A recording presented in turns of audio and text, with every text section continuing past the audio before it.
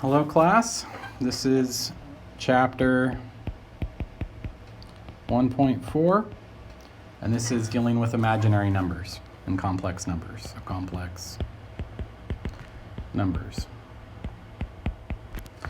Okay, so we need to start by defining what an imaginary number is. And in order to look at that, we have to look at solving this equation here. We have the equation square root of -1, okay? And we want to figure out what the solution of this number is. What's the square root of -1? And the problem we run into is the property of square root is some number when multiplied by itself that equals the inside number. So we're looking for a number when multiplied by itself that equals -1. And we can't really come up with one of these numbers because 1 times 1 equals +1, and -1 times -1 equals, again, +1. Okay, and those are the only two numbers that I think that equal 1, right? And so I don't have a way of multiplying two identical numbers together and getting a negative out. I could do a positive times a negative and get a negative out, but then they're not identical, and the property of square roots are the number times itself that equals -1. And there is no number times itself that equals -1. Okay, so this has no solution. Okay. Well, the problem with this having no solution, which there's a symbol for no solution, is that this comes up a bunch in mathematics and physics, and especially physics and chemistry, where you have these problems that you have to, in order to solve it, you have to come up with a solution for square root of -1. And what we decided is well, let's just create a new number. We'll call it imaginary, since we're inventing it, where it has this unique property where when it's multiplied by itself, it equals -1. And we call this number I. I times I equals -1. So here's this desired property that we want, and we call it imaginary. Okay, so essentially I squared equals -1. Okay, and so we came up with this number, and then we used it to solve things in physics, and we discovered that it does seem to be real. Like, we invented these imaginary numbers, but they actually work in actual real physics and chemistry in the real world. And so it seems that imaginary numbers are part of the real world. So it's one of these cases where we tried to just make up a solution, and then we found it once we made it up, and we started looking for it in the real world and realized it actually really does exist. Maybe not with things that you're typically dealing with, but with some physics and chemistry, it is very applicable. Okay, so here's the property of imaginary number is when you square it, it equals -1. Okay, so what we're going to do is let's look at some examples. Say you have the square root of -25. Well, how do we rewrite this? This is what? Square root of 25 times square root of -1, which is 5i. All right, so we can rewrite square root of -25 as 5i. Okay. You can also, what about -4? Well, this would be 2i. Square root of -4 is 2i. Okay? And this kind of leads us to complex numbers. And complex numbers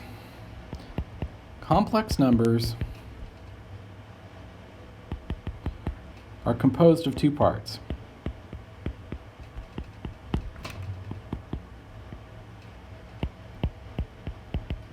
They have an imaginary part,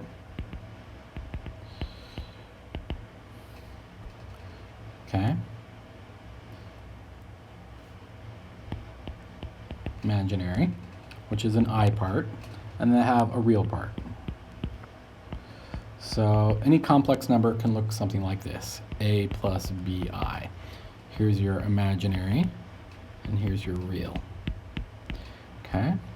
Now, complex numbers, so Even real numbers are complex numbers. Like, let's say pi. Pi is a real number. Well, it would be, can we write pi as a complex number? Yes, we can write pi as a complex. It's pi plus 0i, all right? 0 times I, 0 still times anything is still 0 in this. So this just is pi. So real numbers can be written as complex numbers. Say the number 5, can it be written as a complex number? Yes, 5 plus 0i, that would be 5. So all our regular numbers can be written as complex numbers, and then of course complex numbers like say 2 plus 3i can be written as complex number, 2 plus 3i, okay? In fact, we can even view this graphically as a complex plane where you have the real component on the x-axis and the complex component on the y. So here's your I on the y and the real is on the x. Okay, so 2 plus 3i could be thought of as 2 on the x and 3 on the y. It could be thought of as here, 2 plus 3i. Okay, and we do that later in mathematics where we look at a complex plane. It's called the complex plane. But as far as your guys is concerned, all we need to do is be able to identify what a complex number is and then look at some basic operations. So basic operations with complex numbers.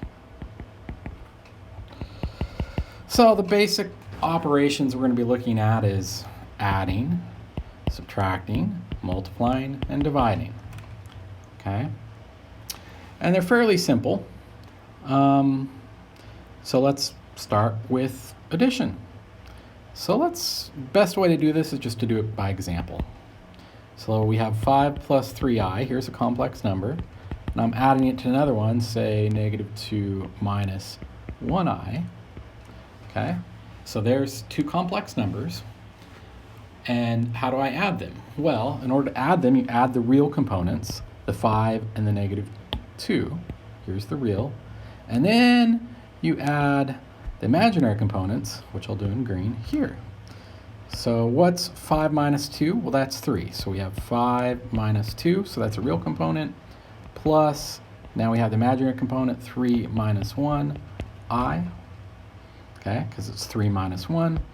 And then we'll get 3 plus 2i. So that would be how you would add these two complex numbers. You add the real components and you add the imaginary components. So let's do another one. Say 2 plus I plus 1 plus 3i. Well, here, you're going to add the real parts, which are 2 and 1, so that's 3. Add the complex part, which is 1 and 3, which is 4. And there we've added our complex number, 3 plus 4i. Okay. All right. What about if we have a complex number that doesn't have a complex imaginary part? Well, then it's fairly easy. Say you have 5 plus 2 plus 7i. So here you have just a real number here and then a complex number. Well, you just add the real parts first. So what's 2 plus 5? Well, that would be 7. 2 plus 5, add this and this to get 7. And then, of course, you have the 7i left over. Okay? All right. So that's adding. What about subtracting? Well, subtracting is done the same way. So let's do 2 plus I minus negative 5 minus 3, or plus 3i. We got that there, okay? So we have two complex numbers, 2 plus I and negative 5 plus 3i, and we're subtracting them. Well, all you do here is remember to distribute your negative, okay? Once you distribute it, it becomes positive 5 minus 3i. I distributed it, changed it to plus when you distribute negatives. Now it's plus, so now you just do addition. So 2 plus 5 is 7. 1i minus 3i is negative 2i, and there you got it. So I added this component here, and then this component here. So there's subtracting. So subtraction is just the same as addition. You just got to remember to distribute your negative. Okay. Well, that's easy. What about multiplying two complex numbers? Well, to multiply, you just FOIL. Okay? So multiplying is just FOILing it out. So again, easiest way to show you how to multiply two complex numbers is to just show you through example. I'll start with a basic one. Okay, so here I have 4i times 2 plus 3i. Okay, so what I do is I FOIL it out. I take the 4i times 2, that'll give me 8i. And then I do 4i times 3i, that'll give me 12i squared. And it's I squared because you have two i's, an I here and an I there, so that's I squared. Okay. Now the only thing to do when you do this is remember that I squared translates as -1. So this right here is really a -1. So this is really 8i minus 12, which then we can rewrite as -12 plus 8i if you want it written in your real component first and your imaginary component second. Okay, so that's the only thing you have to remember is that I squared equals -1. So anytime you have an I squared, you have a -1 and replace it, which is what we did here. -1 is what I squared is, and -1 times 12 is -12. Okay? All right, so let's do another one.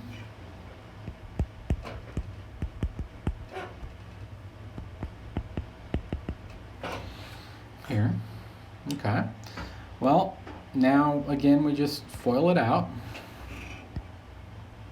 7 times -2 is -14. Okay, and then 7 times -5i is -35i. And then -3i times -2 is plus 6i, because -3 times -2 is plus 6. And then lastly, -3i times -5i is plus 15i squared. So I just FOILed it out as expected. Now you combine like terms. So here we have -14. Then you have 35i plus 6, -35i plus 6i.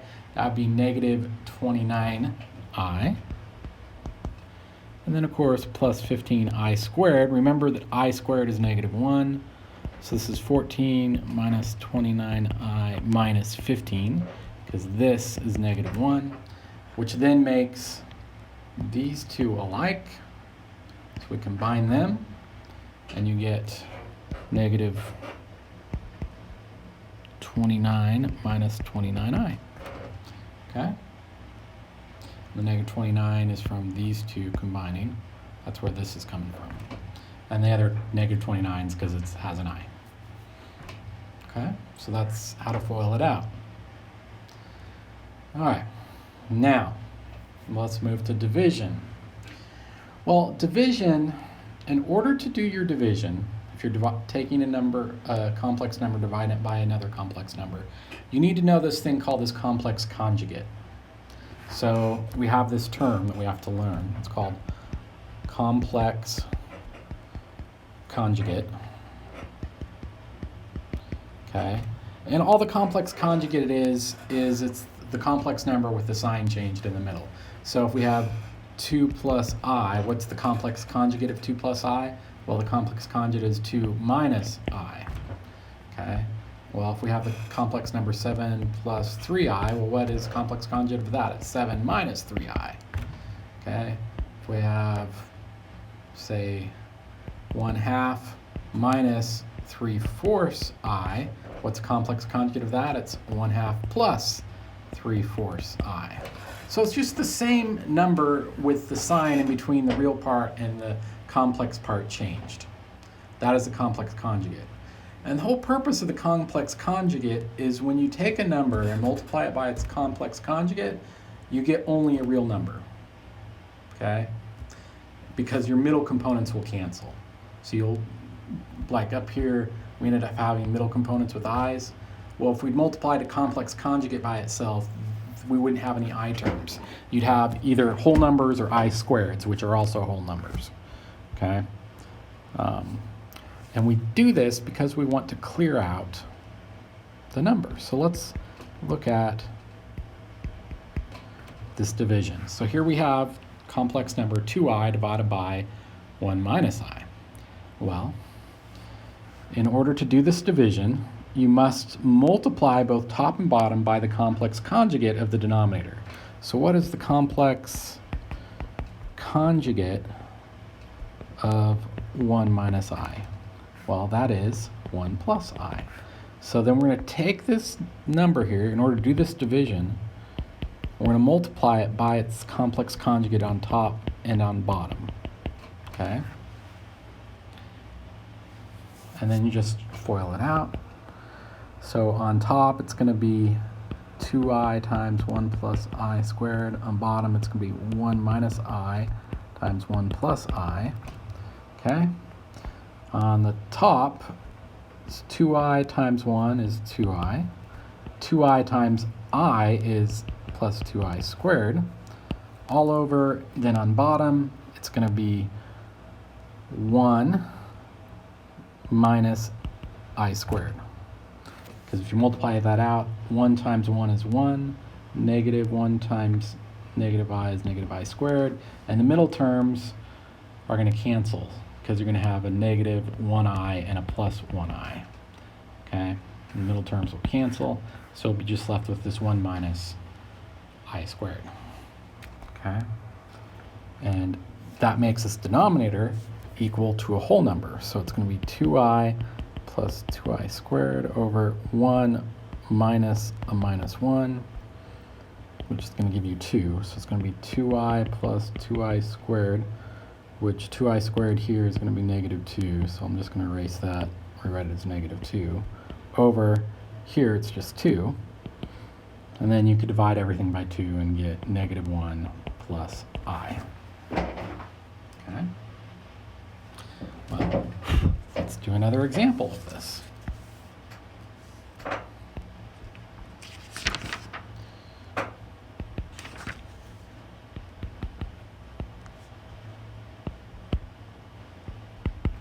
Okay, we have this guy here. Well, we need to multiply it by its complex conjugate. Well, the complex conjugate of the denominator is 2 plus 5i, so we multiply both top and bottom by 2 plus 5i. 2 plus 5i. Okay. The top, you're going to have to FOIL it out. So the top's going to be 7 times 2, that's 14. 7 times 5i, that's 35i. 4 times 2, so that's plus 4i. And then 4i times 5i is plus 20i squared. So that's FOILing out the top. The bottom, though, because it's complex conjugate, it's just going to be 2 squared, 2 times 2, 4, minus 25i squared, okay? And so on bottom, you're going to end up with 4 plus 25, or 29. So on bottom, you'll end up with 29, okay? And then on top, you combine like terms. Like terms, these are alike here. So it can combine them to equal 39i. Oh wait, 2 times 4 is 8. This should be 8. So that should be not 39. It should be 43i. And then you have the 20. Well, this right here is negative 1, so that makes this negative 20. So then 14 minus 20 is negative 6. Okay, and this is what you'll end up with. Negative 6 over 29 plus 43 over 29i. And you'll have a complex number. And you've done your division. Okay? So, the next thing they're going to do is they're going to then rewrite it without putting the I, stating it directly. So they might have questions like this.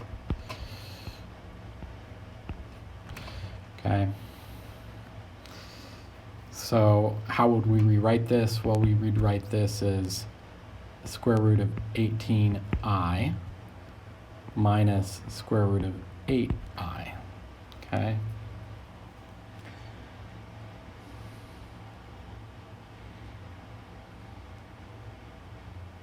And square root of 18, that would be 3 square root of 2i minus, and this would, square root of 8 is going to be 2 square root of 2i. So then you're going to end up doing 3 square root of 2 minus 2 square root of 2i. And that'll give you 3 minus 2 is 1. So this is square root of 2i. Okay? So they might do things like that. Okay? That's it for this chapter. Talk to you later. Bye.